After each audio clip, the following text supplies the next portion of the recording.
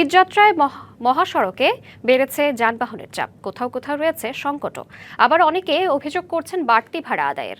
ঢাকা ময়মনসিংহ ঢাকা টাঙ্গাইল মহাসড়ক এবং ঢাকা মাওয়া এক্সপ্রেসওয়েতে বাড়ছে যানবাহনের চাপ। পাশাপাশি পাটুরিয়া ঘাটেও ঘরমুখো মানুষের ভিড় রয়েছে। সকাল থেকে গাজীপুরের ঢাকা ময়মনসিংহ ও ঢাকা টাঙ্গাইল মহাসড়ক দিয়ে ঈদের আনন্দ ভাগাভাগি করতে বাড়ির পথে রওনা হচ্ছেন বিভিন্ন শ্রেণী পেশার মানুষ। যানবাহনের চাপ বাড়ায় ঢাকা ময়মনসিংহ মহাসড়কের টঙ্গী, কলেজ গেট, গাজীপুর ও চান্দনা চৌরাস্তায় গাড়ির ধীরগতি রয়েছে। অনেকে যানবাহন না পেয়ে ঝুঁকি নিয়ে ট্রাকে ও পিকআপে করে যাচ্ছে।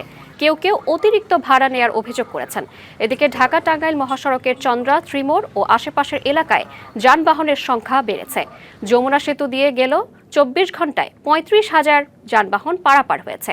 তবে পোশাক কারখানাগুলোতে ছুটি ঘোষণা হলে মহাসড়কে যানবাহন ও মানুষের চাপ আরও বাড়তে পারে বলে আশঙ্কা করছেন যাত্রী চালক ও স্থানীয়রা। যানবাহনের চাপ বাড়ছে ঢাকা মাওয়া এক্সপ্রেসওয়েতে। এদিকে মানিকগঞ্জের পাটুরিয়া ঘাটেও বাড়ছে যানবাহনের চাপ। যানজট এড়াতে পুলিশ ও অন্যান্য আইন শৃঙ্খলা বাহিনীর সদস্যরা মাঠে কাজ করছে।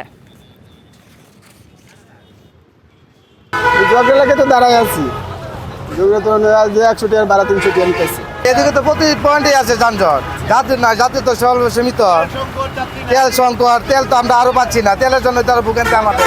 তো এরকম কোনো ভোগান্তি দেখতেছি না। এখন পরবর্তীতে কি হবে জানি না। এখন তো কেবল 8টা, 8:30 বাজে না, 9টা বাজে।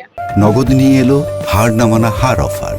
সর্বনিম্ন 10,000 টাকা রেমিটেন্স নগদে পাঠালে থাকছে স্বর্ণের হার জেতার সুযোগ।